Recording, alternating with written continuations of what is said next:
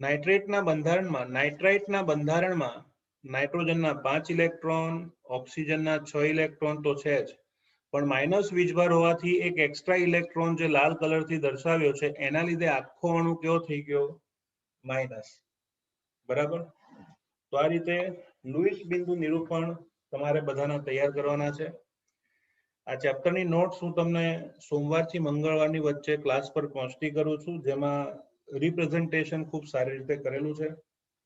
Okay.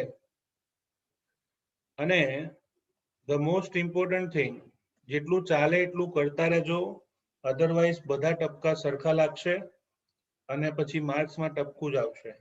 એટલે ખાલી homework નથી કરતા એવું નહીં, પણ સાથે સાથે તૈયારી કરતા રહેજો. તો બાળકો આને કહીશું આપણે લુઈસ બિંદુ નિરૂપણ. લુઈસ બિંદુ નિરૂપણ પછીનો નેક્સ્ટ પ્રશ્ન છે નિયમનિષ્ઠ ભાર સમજાવો. આજનો આપણો છેલ્લો પ્રશ્ન બહુ સારો પ્રશ્ન છે. ઇટ ઇઝ નિયમનિષ્ઠ ભાર સમજાવો.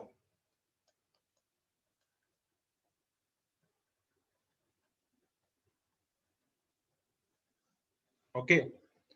ઇંગ્લિશમાં એને કહેવાય છે ફોર્મલ ચાર્જ સમજાવો. ફોર્મલ ચાર્જ, નિયમનિષ્ઠ ભાર. ઓકે. તો નિયમનિષ્ઠ ભારને સમજતા પહેલા તમને થોડી જનરલ ઇન્ટ્રોડક્શન ટેક્સ્ટબુકમાં આપી છે કે લુઈસ બિંદુ નિરૂપણનો ઉપયોગ કરીને અણુના આકાર સમજાવી શકાતા નથી. We cannot determine geometrical shapes of molecule by using Lewis dot representation. Okay. તો લુઈસ બિંદુ નિરૂપણથી તમે આકાર વિશે કોઈ માહિતી આપી શકતા નથી. એટલું જ નહીં, આયનમાં દરેક પરમાણુથી નહીં, પરંતુ એકંદરે આયન પરનો કુલ વીજભાર તેઓ દર્શાવે છે. કહેવાનો ભાવાર્થ એટલો જ છે કે તમે ધારો કે એમોનિયમ આયન લખો તો એ કોઈ તત્વ પરનો કે પરમાણુ પરનો વીજભાર નથી, પરંતુ સંપૂર્ણ પરમાણુ સમૂહનો વીજભાર દર્શાવે છે. તમે કાર્બોનેટ આયન લખો તો લુઈસ બિંદુ નિરૂપણ એ કોઈ પરમાણુનો નહીં, પરંતુ સમગ્ર પરમાણુ સમૂહ એનો વીજભાર દર્શાવે છે. તમે એમોનિયા લખો તો એનો વીજભાર શૂન્ય છે. એ શૂન્ય આખા સમૂહનો વીજભાર છે, કોઈ પર્ટિક્યુલર પરમાણુનો વીજભાર નથી.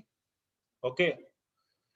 તો આમ પ્રત્યેક પરમાણુનો પોતાનો જે વ્યક્તિગત વીજભાર હોય એને નિયમનિષ્ઠ ભાર કહેવામાં આવે છે. ઇટ ઇઝ નોન એઝ નિયમનિષ્ઠ ભાર.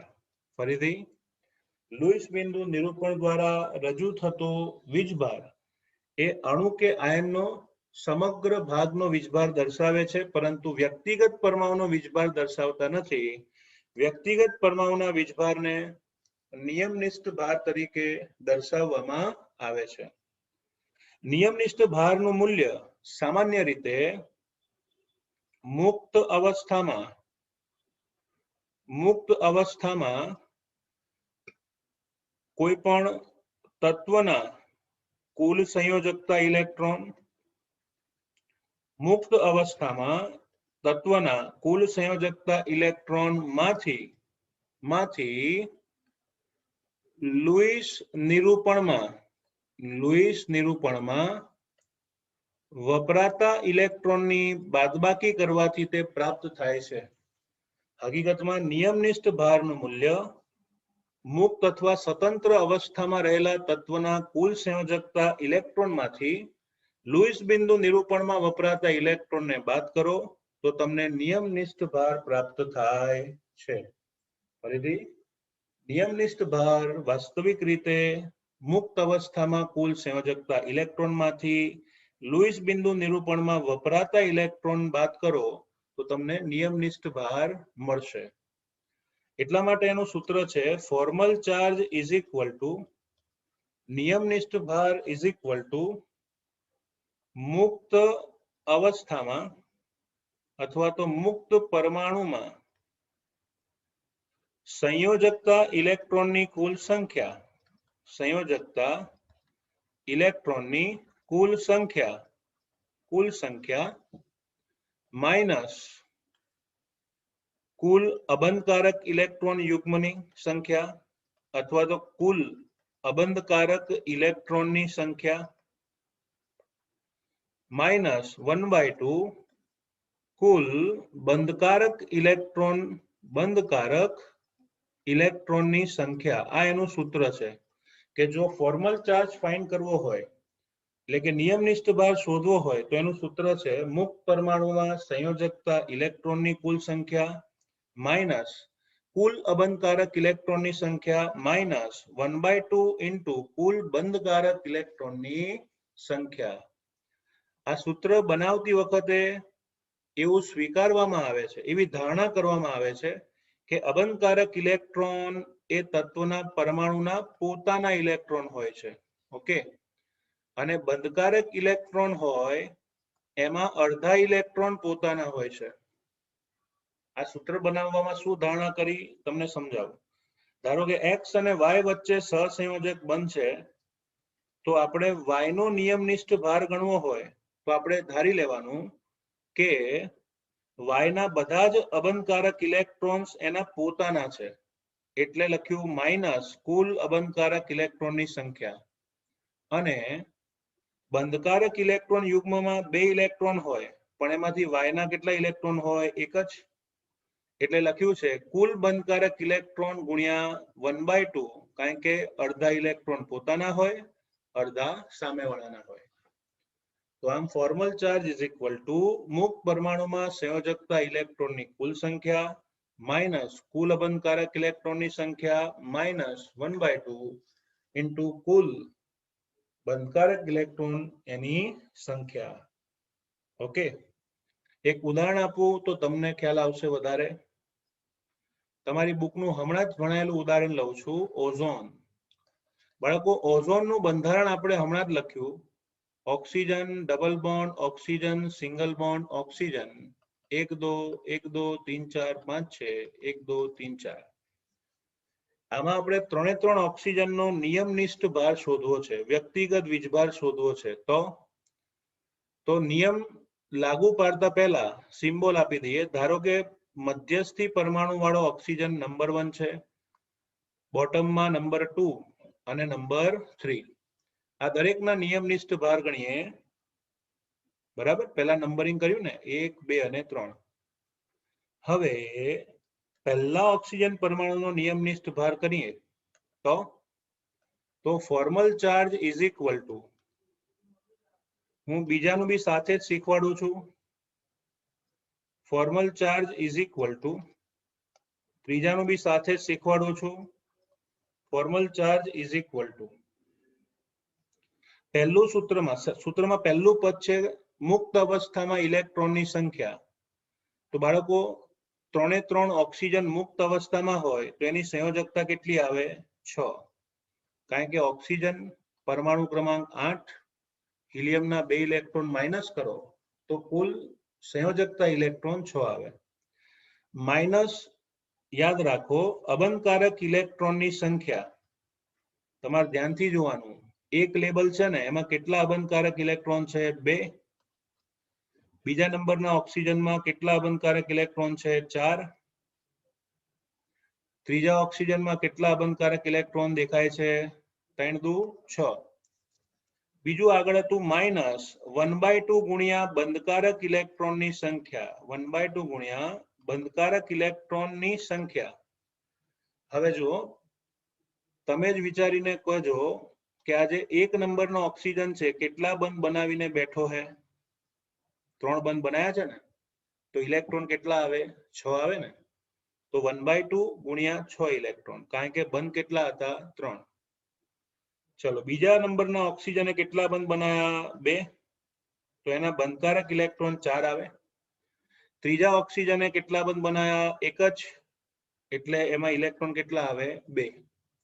હવે બધાનું ટોટલ મારીએ તો, જો બધાનું ટોટલ મારીએ તો તમને કંઈક આ રીતનો જવાબ મળશે. 6 માંથી 2 ગયા, બેટરી 6, તો 6 ઓછા 2 ઓછા 3 એટલે કે 6 - 5 ઇઝ ઇક્વલ ટુ 1. અને એટલે જ આપણે અહીંયા ઓક્સિજનમાં પ્લસ લખીએ છીએ, ઓઝોનમાં અહીંયા પ્લસ લખીએ છીએ. ચલો બીજા નંબરમાં તો હમ દો હમારે દો, બરાબર, એટલે કે 2 ઇલેક્ટ્રોન યુગ્મ તટસ્થ આવે. જો સાબિત કરીએ 6 - 4 - 2 6 - 4 - 2 ટોટલ કેટલા આવ્યા 0. કેટલા આવ્યા 0. ઓકે, તો આ નિયમનિષ્ઠ ભાર બીજા પરમાણુનો શૂન્ય આવશે. ત્રીજા પરમાણુ માટે વિચાર કરો તો 6 - 6 - 1/2 2 કેન્સલ, તો 6 - 6 બંને કેન્સલ, વધ્યું શું -1. તો આમ ત્રીજા ઓક્સિજનનો નિયમનિષ્ઠ ભાર શું આવશે માઇનસ. અને એટલે જ લુઈસ બિંદુ નિરૂપણમાં તમને શીખવાડ્યું કે 1 का 3 माइनस 3 का 1 प्लस આ નિયમનિષ્ઠ ભાર પરથી વીજભાર આપવામાં આવે છે. તો આમ નિયમનિષ્ઠ ભારનું સૂત્ર યાદ રાખજો. મુક્ત અવસ્થાના પરમાણુમાં કુલ સંયોજકતા ઇલેક્ટ્રોન માઇનસ સંબંધકારક ઇલેક્ટ્રોન માઇનસ 1/2 ઇન્ટુ બંધકારક ઇલેક્ટ્રોનની સંખ્યા. આ રીતે કોઈ પણ અણુમાં પ્રત્યેક પરમાણુનો નિયમનિષ્ઠ ભાર નક્કી કરી શકાય. ઓકે, આપણને નિયમનિષ્ઠ ભાર જો કોઈ પરમાણુનો ખબર હોય તો પછી લુઈસ બિંદુ નિરૂપણમાં ઇલેક્ટ્રોનની ગોઠવણી સમજવી સરળ બની જાય છે. જો તમને પરમાણુનો નિયમનિષ્ઠ ભાર ખબર હોય તો પછી લુઈસ બિંદુ નિરૂપણમાં ઇલેક્ટ્રોનની ગોઠવણી સરળતાથી સમજી શકાય છે. એટલું જ નહીં, નિયમનિષ્ઠ યાદ રાખજો, નિયમનિષ્ઠ ભાર જેટલો ઓછો, ઓકે, એટલી અણુની ઉર્જા ઓછી અને એટલી અણુની સ્થિરતા વધારે. અણુની સ્થિરતા કેવી વધારે, બરાબર. યાદ રાખજો, નિયમનિષ્ઠ ભાર જેટલો મધ્યસ્થ પરમાણુનો ઓછો હોય એટલી ઉર્જા પણ ઓછી, અને ઓછી ઉર્જા હોય તો પછી સ્થિરતા કેવી હોય વધારે. ઘણી વખત કેવું હોય છે કે અમુક અણુઓના એકથી વધારે બંધારણો હોય છે. તમે આગળ ભણશો 2 લેક્ચર પછી BF3. હવે આના 3 બંધારણ શક્ય છે, તો એમાંથી કયું બંધારણ સાચું? તો એક બંધારણ એવું છે કે જેમાં બોરોનનો નિયમનિષ્ઠ ભાર ઓછો છે. તો નિયમનિષ્ઠ ભાર ઓછો હોય તો ઉર્જા કેવી આવે ઓછી, અને ઉર્જા ઓછી તો સ્થિરતા કેવી વધારે. તો ઘણી વખત રસાયણ વિજ્ઞાનમાં એક જ અણુના અલગ અલગ બંધારણો હોય છે. એમાંથી કયું બંધારણ વધુ સ્થાયી હશે એ જાણવા માટે નિયમનિષ્ઠ ભાર ખૂબ જ ઉપયોગી છે. ઓછી ઉર્જા ધરાવતા અણુઓ એની સ્થિરતા હંમેશા વધુ જોવા મળે છે, બરાબર. ઓકે, તો આજે આપણે આટલું રાખીશું. આવતીકાલે લેક્ચર તમને કીધું છે પ્રકારે 7 વાગે આવશે.